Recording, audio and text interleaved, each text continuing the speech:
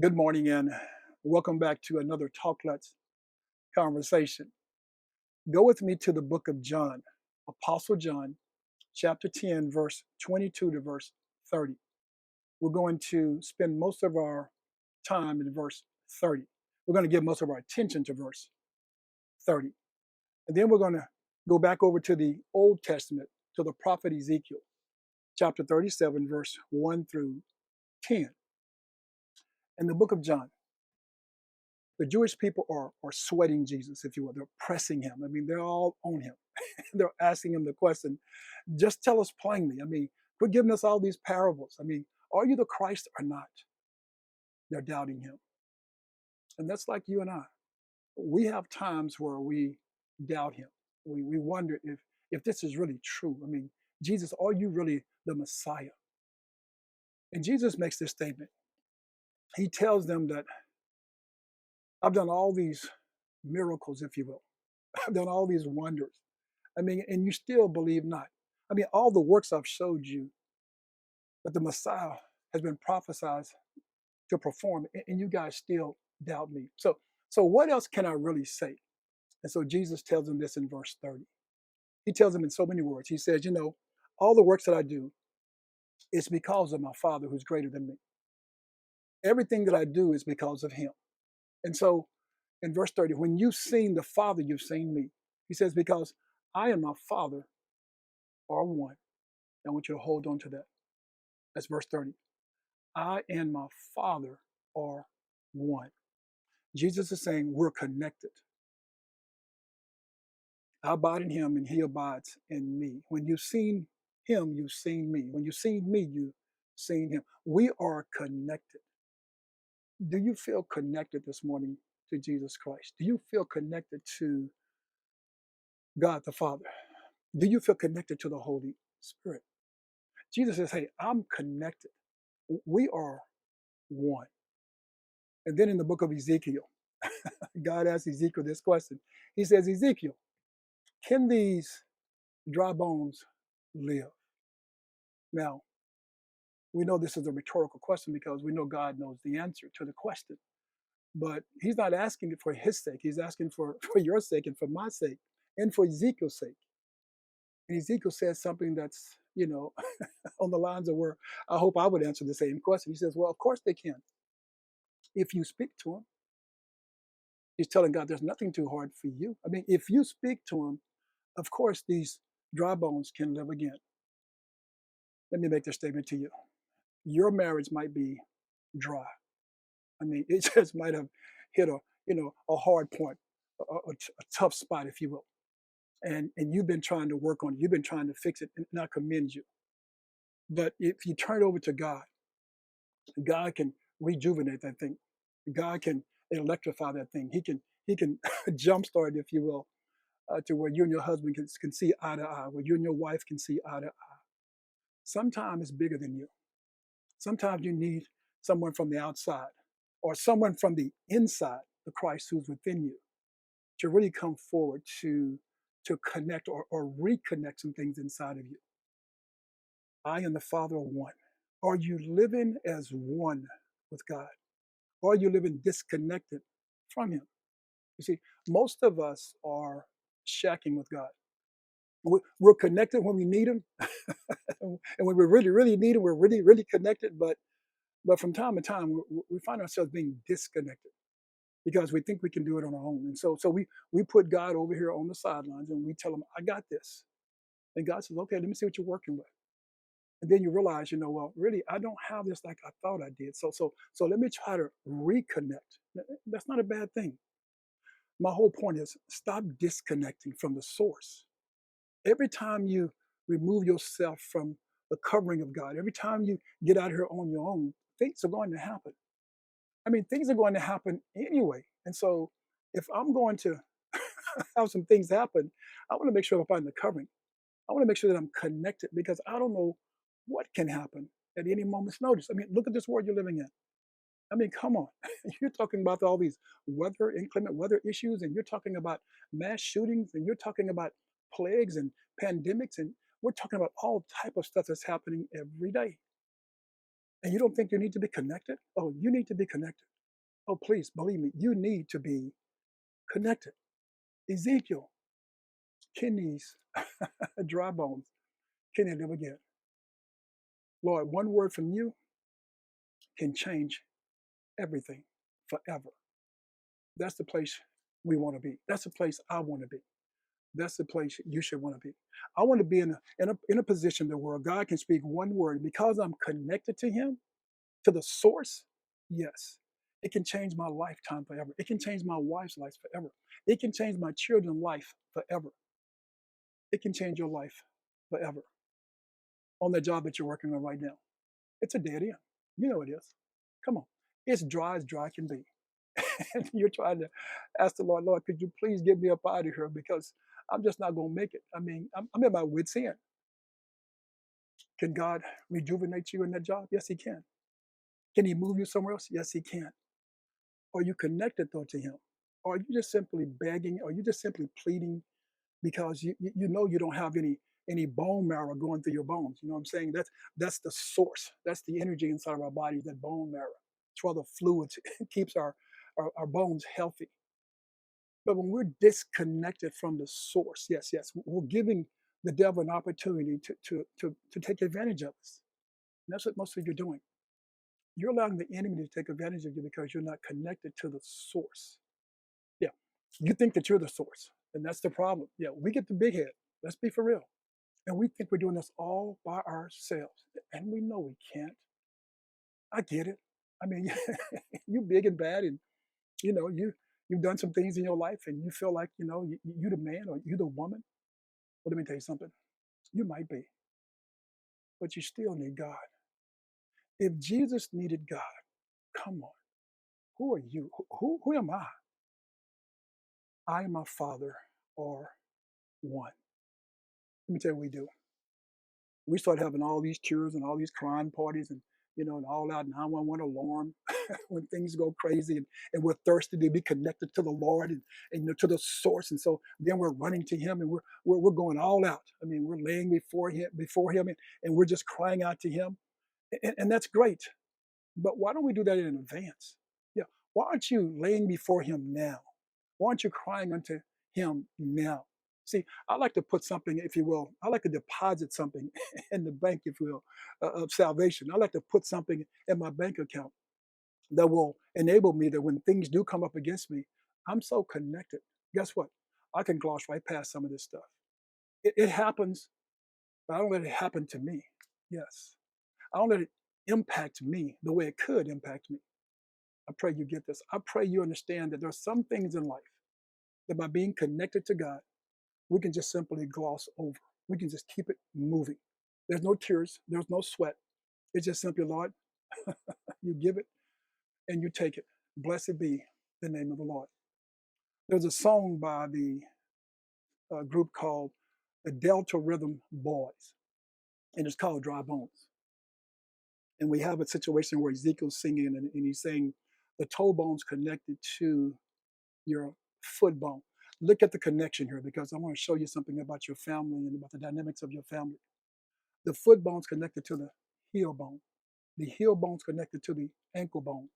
The ankle bone's connected to the leg bone. The leg bone's connected to the knee bone. Look at the connection. The knee bone's connected to the thigh bone. The thigh bone's connected to the hip bone. The hip bone's connected to the backbone. The backbone's connected to the shoulder bone. Look at all these bones. Look at what's happening. The shoulder bone's connected to the neck bone. And then the neck bone's connected to the head bone. All these bones are connected for a reason. If anyone is disconnected, the body is in what I call a dysfunctional state. There's an impairment in the body. Your family is similar. Whenever someone's out of place, whenever someone's disconnected, the family becomes impaired. The family becomes dysfunctional. My nephew, Tori, asked a question at our brothers and nephews getaway. He asked the question, why does it seem like the family, keep in mind, I'm from a family of 12 siblings. He was asking the question, why does it seem like the family can be fractured one week and there's these little cliques, if you will, within the family, and then it gets fixed in some kind of way. It seems to mend itself, and then another fracture jumps up in another area, and then it gets mended, and then another one jumps up in another area. What he was saying was, it seems to never stop. It seems to be a cyclical cycle of consistency of someone bringing something up and someone taking it the wrong way, or it was meant the wrong way to be taken the wrong way. It seems like there's silos in the family. My brother Charles answered the question, said there's so many, such a big age gap, 15, 17 years between some siblings. And that you've got silos, three people here who are older, and then three people here, and then three people here, and then three people here. And so you have these facets within the family. Don't mean no harm, but when you're not all connected, like the neck bone, the shoulder bone, the ankle bone, the leg bone, the knee bone, when you're not connected, you're disconnected. And so there's a fracturing within the family. And that's what Satan does. Satan comes in to find a weak vessel, if you will, or a weak bone, something to pick on. He's trying to find what I call that dry bone that he can bite on. I pray that you're not that dry bone and allow Satan to bite on you, that destroys, that really interferes, interrupts the family flow. Because when that marrow, that bone marrow is flowing, oh, the family dynamics is awesome. I mean, we're all loving and kissing each other. But when that marrow dries up because someone has decided to be a dry bone, a bully in the family, we all got one. We all have someone in the family who's always trying to be the bully, someone who's always bringing mess to the family. And normally it's from the culture that they are living within, another family, or it's an ideology that they gain from another family, but they're bringing it back. And instead of growing with that and using the family dynamics as it being a gift, they're trying to push that, if you will, that dry bone spirit on everyone else. And see, here comes the problem with the dysfunction, because I'm going to push up against that. You're going to push up against that because you're not coming correct with it. They were asking Jesus, if you are the Messiah, if you are truly Christ, I mean, come on, tell us. Jesus had told them so many times. How many times can I tell you? Yes, the family dynamics are stronger when we're together, when we're connected, than when we're apart. And if you're not careful, you will be that bear who comes in the family and try to tear it up. It's always one. You've got a Santa Claus spirit in the family, and then you've got a Satan spirit in the family. You've got a Santa Claus helper, you've got a Satan helper. You got someone who's always allowing themselves to be used by the enemy. The family was meant to stay together, and all the gifts that's in the family. Think about this for a moment. There were 12 in my family, there were 12 disciples, so I like to see it from this perspective. When you're thirsty, when you're hungry, you're connected to the source because you know what's feeding you. But when you're full, you become lazy and stagnant sometimes. And you stop reading, you stop studying your word, you stop being connected. You could care less about the family dynamics. Even though you're family, you all have individual gifts. And those gifts were meant to be used within the family. Not, not that they weren't meant to be used outside the family, they are. But when you bring all those 12 gifts to the family and you guys are all connected, there's no dryness there. There's no dry bones because there's no big I and little you. No. We're all equal. We're all the same. Now, we're not the same because our fingerprints are different. Everybody's fingerprints are different, not just in my family, but in the world. And so we're different in some sense, and we have different gifts. But you put all those gifts together. Do you know you can kick the devil out? But when you allow him to come in and fracture the family, put all of his innuendos and all the little statements, all the sarcasm and all the just stupid stuff, little bitty, minuscule stuff. When you let him come in, oh, he comes in like a flood. He comes in like a roaring lion. Let me tell you why. Because someone in the family is selfish. Someone in the family is jealous. And so what that person does is get within that silo, within that three people pod, if you will, and start saying stuff, start disarranging stuff just through conversation. And what should happen is they should shut that person off. Because if a part of the body is damaged, if you can just cut it off with a tourniquet, if you can just shut it off until it gets repaired and you just keep ignoring it, guess what? It'll come back into line. But we don't. We all jump on that bandwagon and start taking sides because, see, we're comparing gifts. And so when you compare, you complain. And when you complain, you restrain. And you restrain, you restrict. And you restrict, watch this, you incarcerate your gifts. Let me say it again. Maybe I said that too fast. When you compare, you will complain. And when you complain, you will restrain. And when you restrain, you will restrict.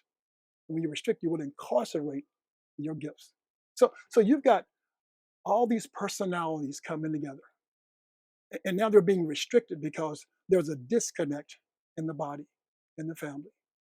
There's a disjointing, if you will, because of someone's ideology, someone's culture they've adopted from somewhere else. They brought it back to the siblings, and guess what? There's a great disconnect. So everybody's confused. Everybody's going their own way.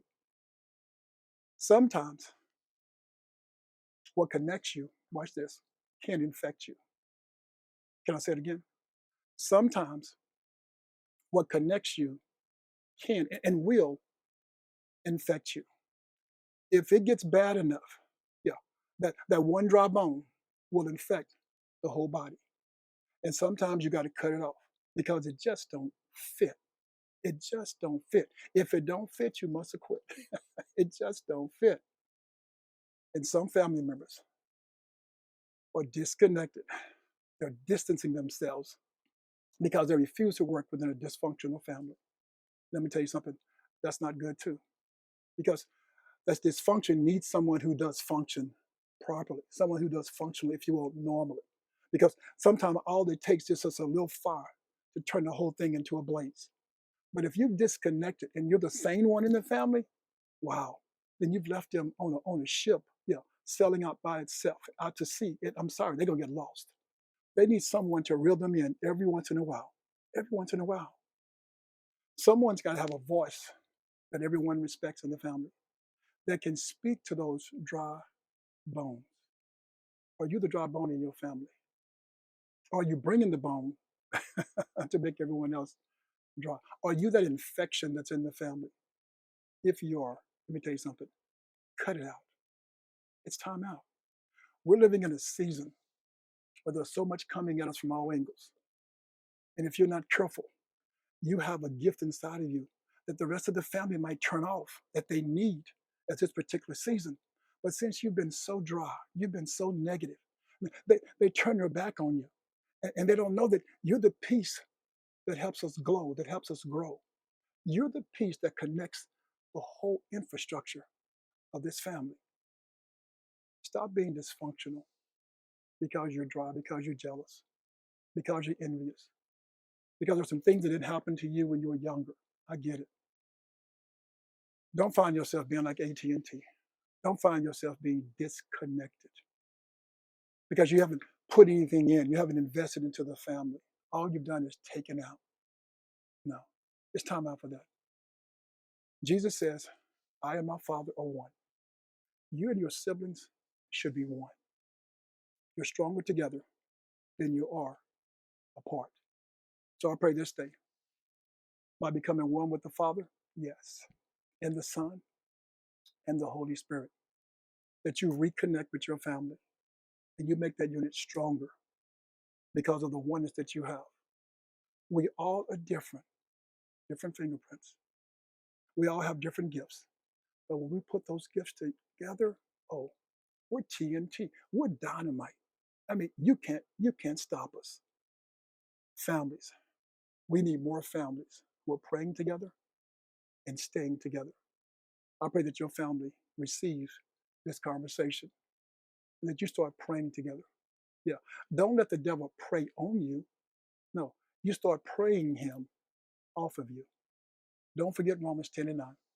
Confess with your mouth that Jesus Christ is Lord and believe in your heart that God has raised him from the dead, and you too shall be saved.